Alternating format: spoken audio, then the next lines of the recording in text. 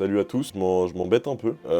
Donc je vais ouvrir ChatGPT, je vais lui demander de raconter des anecdotes sur des clubs de foot, et on va se marrer, ou pas. Est-ce que vous êtes prêts pour vous amuser comme des petits fous? Ça va être insane. Bon, je crois qu'on y est, hein. Je tiens plus en place. C'est comme au moment d'ouvrir ses cadeaux à Noël, que là, bah, t'es sur ChatGPT. Faudrait peut-être que j'écrive mes vidéos parfois. Raconte-moi une anecdote sur le FC Lorient. Insolite.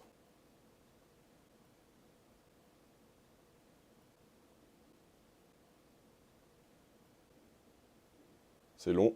Il y a une anecdote amusante qui concerne le FC Lorient. Pourquoi c'est aussi long? Et leur ancien gardien de but, Fabien Audard. Pendant un match contre l'équipe de Saint-Étienne en 2011, le gardien de but a remarqué que l'un des filets était mal attaché à son poteau. Plutôt que de signaler cela à l'arbitre et de faire arrêter le match, Audard a choisi une approche différente. Chaque fois que le ballon était frappé vers le côté du filet lâche, il courait vers le poteau pour le tenir fermement en place. Chaque fois qu'Audard courait vers le poteau... Je comprends rien, on va aller voir s'il n'y a pas une petite vidéo. Oh. Audard, filet. D'accord. Première tentative, je crois qu'on est face à un gros mytho là. Raconte des cracks cet ordinateur. Allez, raconte-moi une anecdote insolite sur l'Olympique Lyonnais. Il y a une anecdote amusante sur l'Olympique Lyonnais qui concerne leur ancien président Jean-Michel Aulas. En 2009, alors que l'OL était en train de disputer un match important contre le Real Madrid en Ligue des Champions, Jean-Michel Aulas a reçu un appel téléphonique. Il s'agissait de sa fille qui était en train d'accoucher. Plutôt que de quitter le match pour se rendre à l'hôpital, Aulas a choisi de rester dans les tribunes et de suivre le match. C'était un vrai président, tout en recevant des mises à jour régulières sur l'accouchement de sa fille. Finalement, l'OL a remporté le match 1-0, mais Aulas n'a pas pu célébrer longtemps car il a dû se précipiter évidemment à l'hôpital pour rencontrer son petit-fils. Bah moi, à choisir entre l'accouchement de ma fille et des contrôles orientés de Jean de Macoun, le choix est vite vu, hein. Le choix est vite vu. Jean-Michel, j'aurais fait le même choix que toi. Allez, on va dire, raconte-moi une anecdote sur l'Olympique de Marseille. Peut-être qu'on va bien se marrer, tiens. Alors, il y a une anecdote amusante sur l'Olympique de Marseille qui remonte à la saison 91-92 lorsqu'ils ont reporté leur première Ligue des Champions. Déjà, c'est faux. Lors de la finale contre l'AC Milan, le gardien de but de l'OM, Fabien Barthez, a remarqué que la cage était infestée de papillons. Plutôt que de se laisser distraire par ces insectes volants, Barthez a décidé de les inclure dans sa routine d'avant-match. Avant le coup d'envoi, il a attrapé un papillon et l'a placé sur son genou, où il est resté immobile pendant que Barthez faisait ses exercices d'échauffement. Les papillons sont devenus un porte-bonheur pour l'OM ce soir-là, car ils ont remporté la finale contre l'AC Milan au tir au but, d'accord. Après le match, les joueurs de l'OM ont même posé pour des photos avec des papillons sur leur maillot. C'est quoi ces conneries, frère? Ça n'existe pas comme anecdote. Papillon de nuit, peut-être? Non? Quelle bande de menteurs. Bon bah voilà, Fabien Barthez, 92, tir au but, papillon. Les joueurs de l'OM ont posé pour des photos avec des papillons sur leur maillot. Bon bah on en apprend une belle. Anecdote insolite sur le Stade Rennais. Il y a une anecdote amusante sur le Stade Rennais qui concerne leur ancien joueur Yann M'Vila.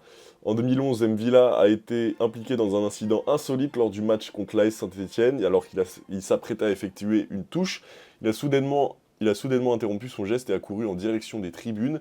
On pourrait penser qu'il a été provoqué par un supporter ou qu'il avait quelque chose à régler avec un spectateur, mais la réalité était bien différente. En fait, M'Vila avait aperçu un jeune garçon en train de pleurer dans les tribunes, apparemment parce qu'il avait perdu son ballon. Sans hésiter, M'Vila a couru vers la zone de sécurité, a pris un ballon et l'a donné au garçon, avant de retourner sur le terrain comme si de rien n'était. Cette anecdote montre la gentillesse et l'empathie de Yann M'Vila, ainsi que sa capacité à mettre les priorités du football de côté. Je suis sûr que c'est faux. Ramasseur de balles.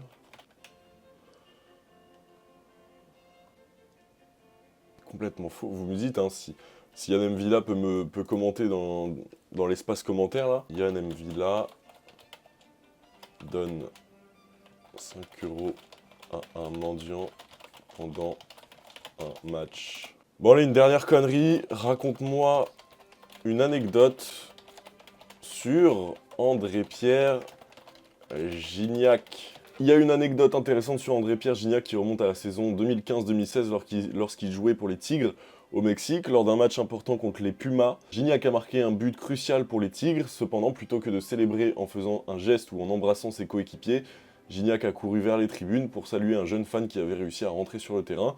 Le jeune fan était atteint de trisomie 21 et avait manifesté un intérêt particulier pour Gignac. Après le match, le joueur a invité le jeune garçon à venir dans les vestiaires, machin, machin. Ok, sympa ça. J'espère qu'elle est vraie cette fois-ci. Gignac, supporter, Tigre, supporter, enfant. Ah merde, c'est une belle histoire fausse.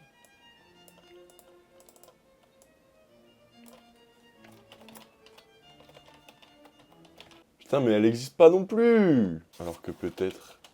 C'est quoi ça? Ok, fin de la vidéo.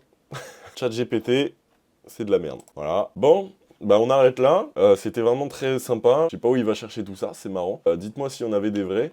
Si on a des vrais, je veux bien les entendre. Entendre que c'était vrai, parce que là je trouve rien en fait. Bref, j'espère que la vidéo vous a plu. Moi j'ai des trucs à faire. Donc le plus important c'est de s'abonner à mon TikTok et à mon YouTube. Mon Instagram est dans la description. J'ai des trucs à faire.